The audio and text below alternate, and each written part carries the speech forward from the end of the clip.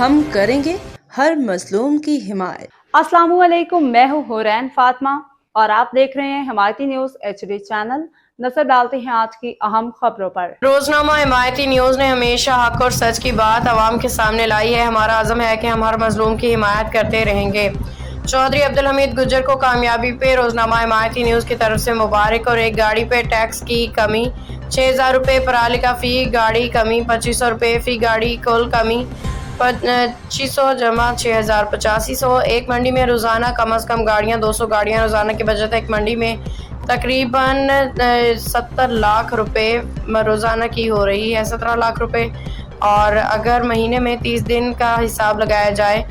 यानी कि 5 करोड़ 10 लाख रुपए की माहाना की बचत सिर्फ एक मंडी में। चौधरी अब्दुल हमीद गुज्जर की काविशें बैंस कॉलोनी और व्यापारियों के लिए तारीखी रिलीफ। कराची हिमायती news dairy farmers producers association Karachi के सदर चौधरी अब्दुल हमीद गुज्जर ने बैंस कॉलोनी और कराची के तमाम व्यापारियों के लिए मिसाली कामयाबी हासिल की। आरीवाला चीचा वतनी के ठेकेदारों के साथ कामयाब मुज़ाकरात के बाद गाड़ी 12 भैंस पे लगने वाले 6000 रुपये टैक्स, पराली का 2500 रुपया फी गाड़ी चार्ज खत्म, जिससे फी गाड़ी कुल 8500 रुपये की बचत मुमकिन। बैंस कॉलोनी की एक मंडी में रोज़ाना कम अज़ कम 200 गाड़ियाँ आती हैं, तकरीबन 17 लाख रुपए की बचत हो रही है।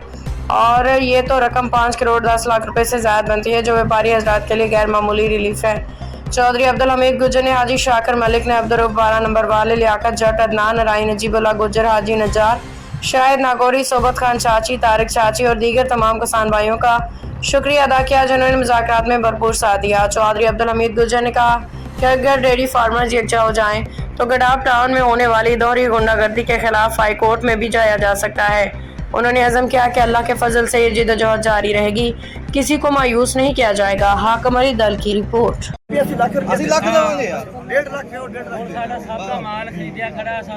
कराची वाले सारे आए खड़े हैं इत्थे गवर्नमेंट ਦਾ ਪਰਚਾ ਦਿਖਾ ਦਿਓ ਸਾਨੂੰ ਗੱਲ ਮੁੱਕੀ ਮੈਂ ਮੰਗਵਾ ਕੇ ਬਾਪ ਮੰਗਾਓ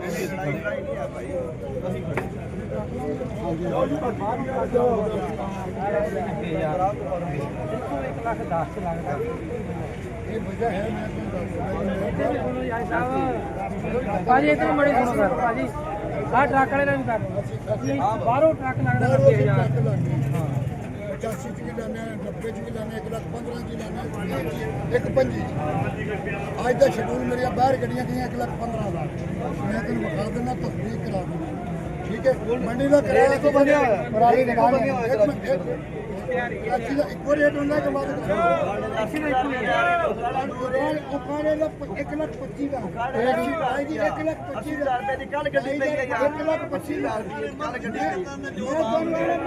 कराची का 1 लाख मर्जी दा कराची काड़ा आ खड़ा कराची हो कराची इधर ही आई काड़ा तो कितना 60 किलोमीटर बंदा ਗੱਡੀ ਕਰਾ ਦਿੰਦਾ ਇਹਦਾ ਆਪਣਾ ਗੱਡੀ ਵਾਲੇ ਪੂਰੇ ਅਸੀਂ ਉਹ ਕਦੇ ਮੁਕੰਮਲ ਕਰ ਰੁਕਿਆ ਬਾਹਰ ਮੰਗਾਓ ਅਸੀਂ ਅੱਗੇ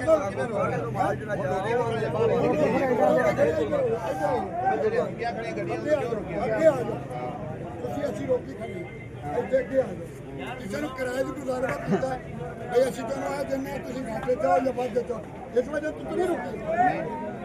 ਉਹਦੀ ਵਜ੍ਹਾ ਤਫਸੀਲ ਕਰਦੇ ਸਾਰੇ ਖੜੇ ਵੀ ਇਸ ਵਜ੍ਹਾ ਤੋਂ ਗੱਡੀਆਂ ਰੁਕੀਆਂ ਕਹਿੰਦੇ ਸਾਨੂੰ ਖੁਸ਼ੀਆਂ ਦੇ ਕਰ ਰਹੇ ਕਿਉਂ ਅੱਜ ਗੱਡੀਆਂ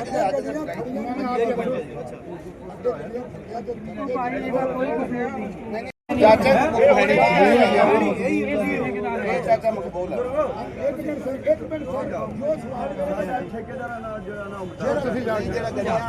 एक मिनट यार ਇਹਨੇ ਵੀ ਠੇਕੇਦਾਰਾਂ ਨੂੰ ਦੇਣੇ ਇਹਨੇ ਕਿਹੜਾ ਕਰਾਉਣਾ ਇਹਦਾ ਤਾਂ ਰੌਲਾ ਇੱਕ ਮਿੰਟ ਦਾ ਪ੍ਰੋਗਰਾਮ ਨਹੀਂ ਹੁਣ ਮੈਨੂੰ ਬੇਸ ਕੀਤਾ ਇਹਦਾ ਗਾਣਾ ਨਾਲ ਜਦੋਂ ਗੱਡੀ ਹਾਜੀ ਸ਼ਾਕਰ ਨੂੰ ਦੇ ਹਾਜੀ ਸਾਹਿਬ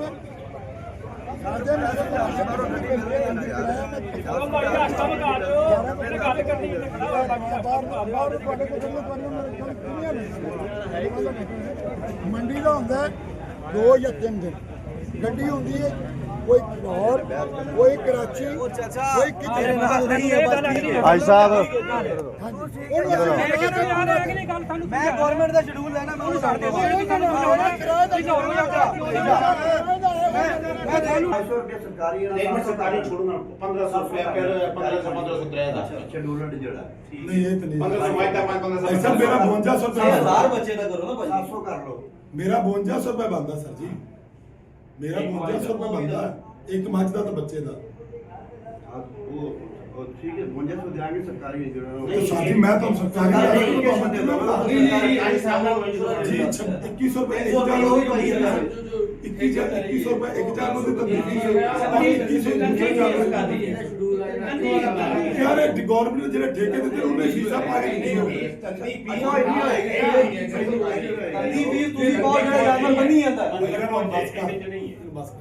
ਭਾਈ ਮੇਰੀ ਗੱਲ ਸੁਣ ਭਾਈ ਅੱਲੀ ਬਾਤ बाखबर रहिए हर जगह हर वक्त, जानिए मुल्की और गैर मुल्की हालात व वाक़यात यकीन के साथ।